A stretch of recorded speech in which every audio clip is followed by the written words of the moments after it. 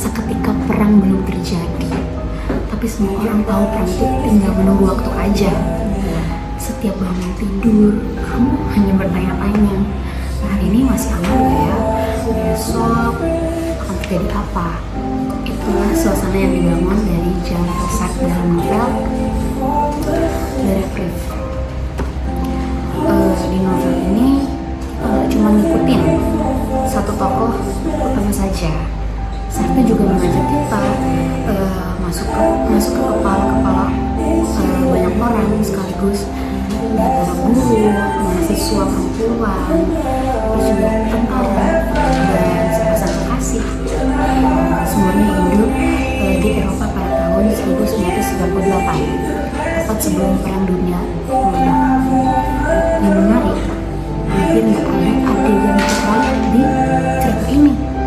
Yang ada justru sebuah penantian menunggu keputusan politik, menunggu berita, menunggu nasib yang akan entah datang ke hidup mereka kapan.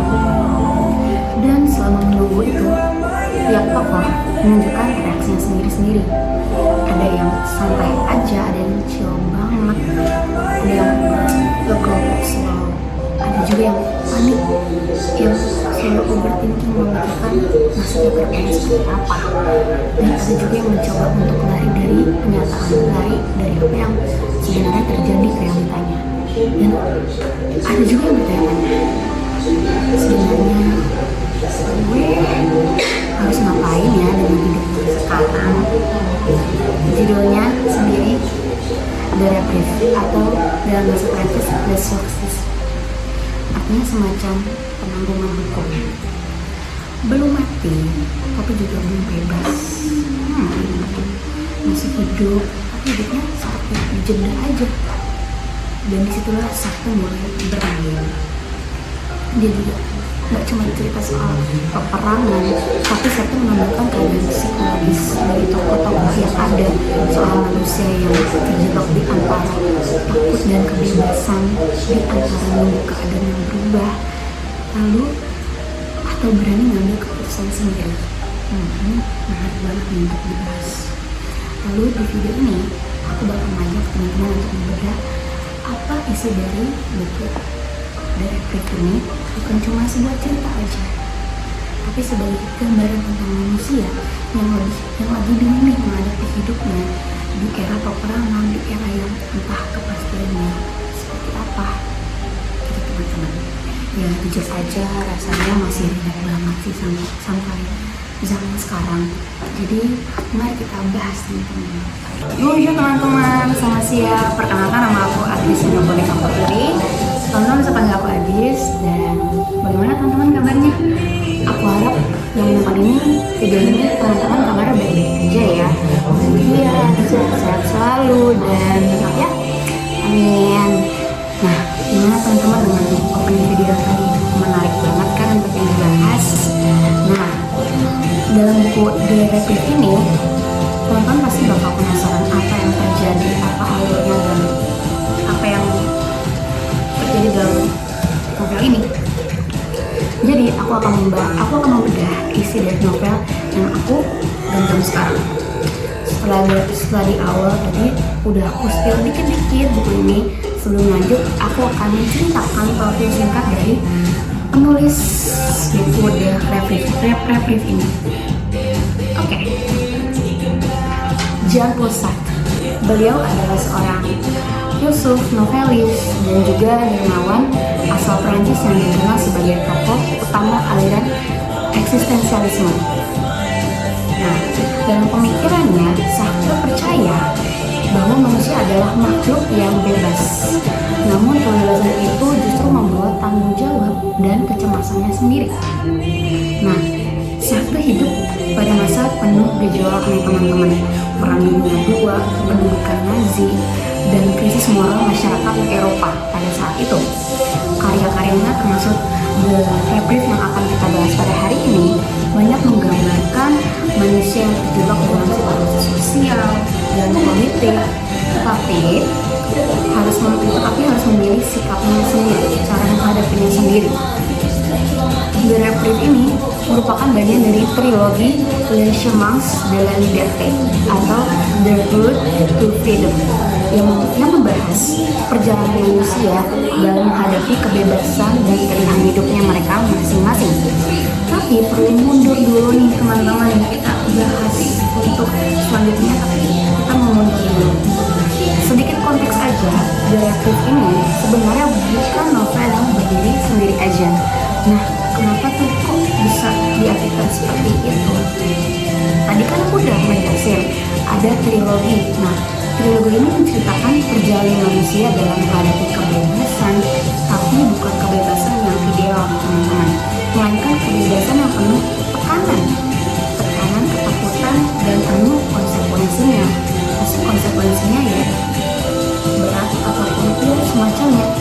Nah, buku pertama ditulis oleh Jean-Paul Sartre ini, The Age of Reason, lebih memfokuskan pada kebebasan personal dan pilihan individu.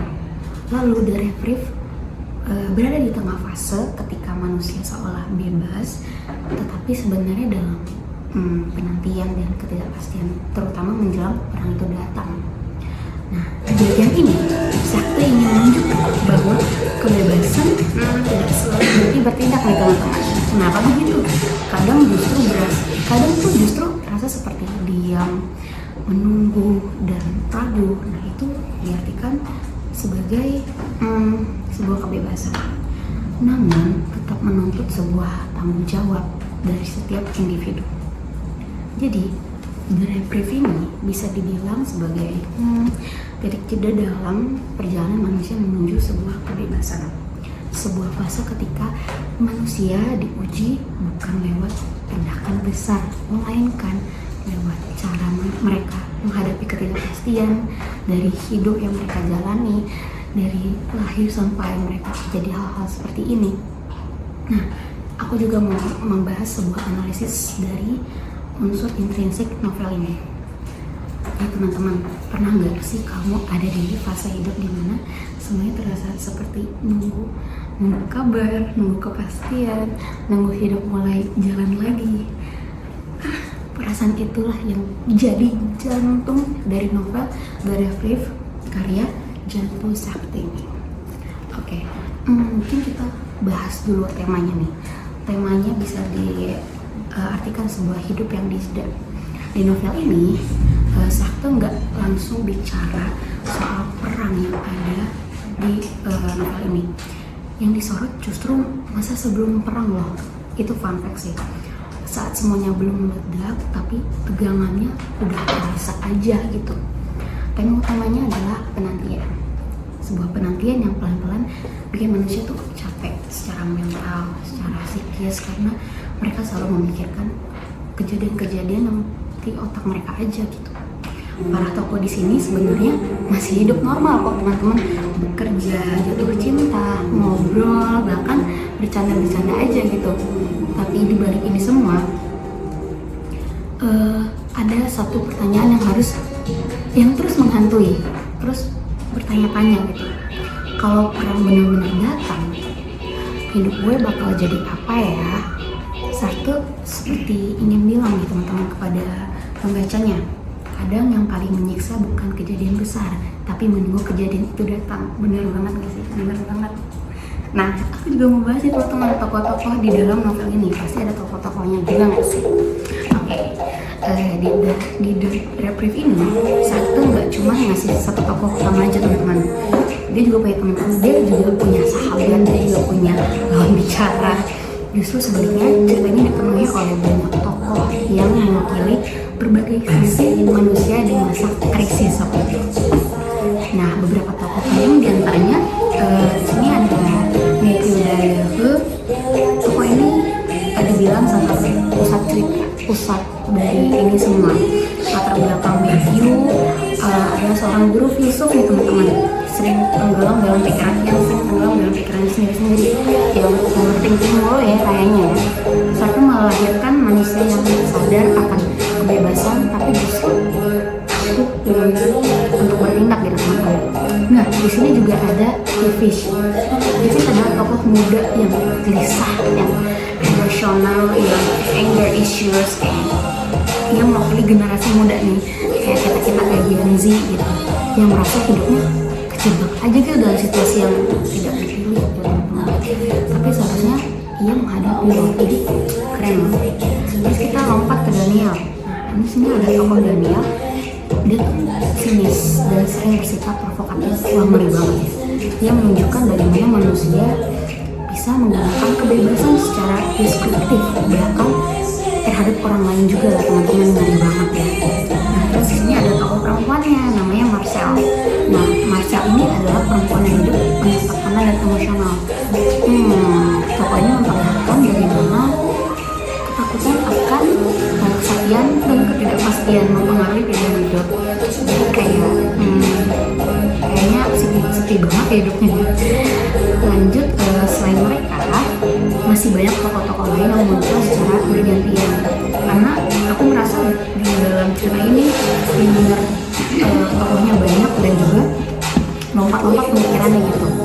Nah, terus menunggu sesuatu yang belum pasti tapi sangat menuntut hidup mereka, jadi kayak dikejar-kejar banget ya. Lalu melalui banyaknya tokoh ini, saya menunjukkan bahwa krisis bukan hanya dialami oleh satu orang saja, melainkan oleh seluruh masyarakat pada zaman itu. Nah, kita juga harus membahas nih alur-alur dari buku ini seperti apa. Kalau kamu berharap cerita ini mengalir rapi dari awal sampai akhir, siap-siap bakal kecewa. Kenapa? Karena alurnya loncat-loncat teman-teman, pindah dari satu tokoh ke tokoh yang lain, lalu balik lagi, terus loncat ke tokoh yang berbeda, dari satu pemikiran ke pemikiran yang lain gitu dalam bahasanya. Kadang rasanya seperti kayak tunggu, ini lagi bahas apa sih? Lagi bahas siapa sih? Kok lompat-lompat gitu. Nah, justru itu letak serunya, letak asiknya. Sakti sengaja bikin alur ceritanya seperti itu supaya pembaca ikut tegang aja gitu, ikut merasa kekecewaan batin para setiap tokoh, karena hidup di masa krisis memang nggak selamanya rapi dan kacau berantakan. Lanjut, aku juga mau ngebahas nih yang menarik itu latar. Nah, latar waktu saat itu di Eropa pada tahun 1938, masa ketika perang belum terjadi teman-teman. Tapi dalam buku ini semua orang tahu itu hal tersebut tinggal ditunggu aja waktunya. Jadi situasi ini bikin seluruh cerita terasa tegang, walaupun secara psikis hampir nggak ada konflik besar sih. Rasa takut itu hadir lewat suasana, lewat obrolan, lewat pikiran tokoh-tokoh yang berbeda-beda teman-teman. Terus juga latar di sini bukan cuma tempat dan waktu, tapi ancaman yang terus mengintai. Wah, serem banget ya. Mungkin kalau di tahun sekarang rasanya kayak itu sebuah ketakutan besar dan udah nggak mau hadapin gitu. Terus juga di sini aku mau ngebahas sebuah sudut pandang. Nah, pasti di sebuah cerita tuh ada sudut pandangnya ya teman-teman ya. Kita menggunakan sudut pandang orang ketiga, tapi sangat dekat dengan batin tokohnya, batin tokoh-tokohnya. Kita nggak cuma melihat apa yang mereka lakukan teman-teman, tapi juga apa yang mereka pikirkan, apa yang mereka takuti, apa yang mereka hindari. Normal lah ya seorang manusia seperti merasakan seperti itu. Apalagi ini bikin pembaca sadar satu hal teman-teman. Musuh terbesar tokoh-tokoh di novel ini bukan perang, tetapi pikiran mereka sendiri. Agak batin banget ya. Lanjut, aku mau ngebahas sebuah amanat. Pasti dari setiap novel ada sebuah amanat ya teman-teman. Oke. Dan disinilah aku merasa seorang Sakti ini rasa paling kuat. Novel ini seperti menginginkan kita bahwa pembaca-pembaca ini bahwa bahkan saat kita merasa tidak melakukan apa-apa, sebenarnya kita tetap sedang memilih loh teman-teman. Memilih untuk menunggu, memilih untuk diam aja, memilih untuk tidak berani ambil resiko. Ngeri juga. menurut Sakti juga manusia bebas loh, tapi kebebasan itu sering kali justru bikin kita takut, bikin kita nggak berani pindah, bikin kita nggak yakin sama ini semua. Dan juga kutipan dari sebuah novel ini, kalau kita membaca The Creative atau Resources ini, ada satu perasaan yang terus muncul dari awal sampai akhir, yaitu hidup seperti sedang ditahan atau di pause. Oke, aku bakal menjelaskan. Sakte kurang lebih menggambarkan bahwa para tokohnya hidup dalam keadaan di mana waktu terus berjalan, tapi hidup mereka terasa tidak maju kemana-mana loh teman-teman, padahal diam-diam aja ya. Nah, lalu mereka masih tetap nafas kok, mereka masih bekerja dan masih berbicara satu sama lain, santai aja gitu. Tapi secara batin mereka sedang menunggu sesuatu yang sangat menentukan nasib mereka. Hari demi hari mereka tidur nggak tenang dan mereka takut dengan hari esok. Padahal hari esok pasti akan terjadi. Nah, dalam novel ini saya seperti ingin mengatakan bahwa nantinya bukanlah keadaan yang netral. Saat manusia menunggu, sebenarnya dia sedang berhadapan langsung dengan ketakutannya sendiri. Misalnya kayak ngadepin ujian gitu, tidur jadi nggak, makan jadi nggak enak, nggak nafsu. Makanya aku jelasin teman-teman, para tokoh ini dalam reaktif ini bukan hanya menunggu tenang, tapi juga menunggu keberanian dalam diri mereka sendiri. Berani untuk memilih, berani untuk bertindak, berani juga mengakui apa yang mereka inginkan dalam hidup. Jadi ya nggak cuma diem aja, nggak cuma mereka juga ingin memberikan apa yang mereka rasakan. Namun yang terjadi justru sebaliknya loh teman-teman. Yang tokoh memilih untuk menunda, menyalahkan keadaan atau berharap situasi akan berubah dengan sendirinya. Disinilah pesan Sakte terasa begitu kuat. Asik. Kenapa tuh? Dia ingin menunjukkan bahwa bahkan saat manusia memilih untuk diam aja, untuk stay aja dan menunggu, itu tetap sebuah pilihan seperti yang udah bahas tadi. Dan setiap pilihan termasuk tidak bertindak memiliki konsekuensinya sendiri. Lalu kalau kita tarik di kehidupan kita sekarang, misalnya terasa sangat dekat ya teman-teman, terasa sangat ada di dekat kita. Hari ini kita juga sedang hidup dalam fase penuh ketidakpastian, lalu adanya krisis global, ada tekanan sosial, ada ketakutan akan masa depan yang entah terjadi seperti apa. Banyaknya juga dari kita berada dalam posisi menunggu kelulusan, menunggu pekerjaan, menunggu kepastian hidup, atau juga menunggu kepastian keren ya, gitu deh. Berat ya teman-teman ya. Nah, lewat reaktif ini selalu seakan-akan mengingatkan kita bahwa hidup tidak benar-benar dimulai saat semua itu udah pasti, melainkan saat kita berani menghadapi ketidakpastian itu sendiri. Nah, ya buat hari ini ya teman-teman ya, lanjut. Sepertinya udah mau di penghujung video gitu, nggak kerasa banget sih teman-teman. Nonton video ini sambil minum, sambil makan, sambil ngopi. Kopi kemana ya? Oh nih, udah segini aja sih teman-teman. Ya udahlah, udah mau penutup ya. Oke, mungkin dari penutup dari video ini, kalau kita disimpulkan dalam reaktif ini bukan novel yang menuju kita santai sambil baca, sambil ngopi terus merasa aman. Justru sebaliknya nih. Kenapa sebaliknya? Buku ini kayak nanya balik ke kita teman-teman. Sakte nggak sibuk ngasih jawaban tentang hidup, dan dia lebih suka nunjukin manusia yang lagi bingung, lagi ragu, dan lagi merasa hidupnya kayak di pause aja, kayak udah stop gitu, berhenti ya. Terus juga belum merasa jatuh, tapi juga belum jalan, jadi kayak bingung ya. Emang merusak psikis para pembaca. Sorry, maaf izin gitu. Terus nih, jujur rasanya ini deket banget sama hidup kita ya kan. Aku Aku teman-teman aku yang lagi di kafe lagi lihat aku buat video ini pasti ngerasain, pasti ngedengerin kan. Jujur malu, jujur. Jujur. Padahal kata hidup gak pernah benar siap. Aku juga tadi ngerasa aku juga lahir gak siap gitu, tapi udah biarin aja gitu. Padahal memang gue juga pilihan gitu loh teman-teman. Stay itu sebuah pilihan ya teman-teman. Bergerak juga sebuah pilihan. Nah, pasti relate banget ya. Terus lewat tokoh-tokohnya, Demetrius menunjukkan satu hal yang penting, satu hal yang penting, bahwa manusia itu bebas, santai aja, tapi kebebasan itu sering bikin kita sendiri, sering bikin kita overthinking, sering bikin kita takut gagal, takut ambil tanggung jawab juga loh. Nah, dan mungkin tanpa sadar kita juga lagi ada di fase depresif itu.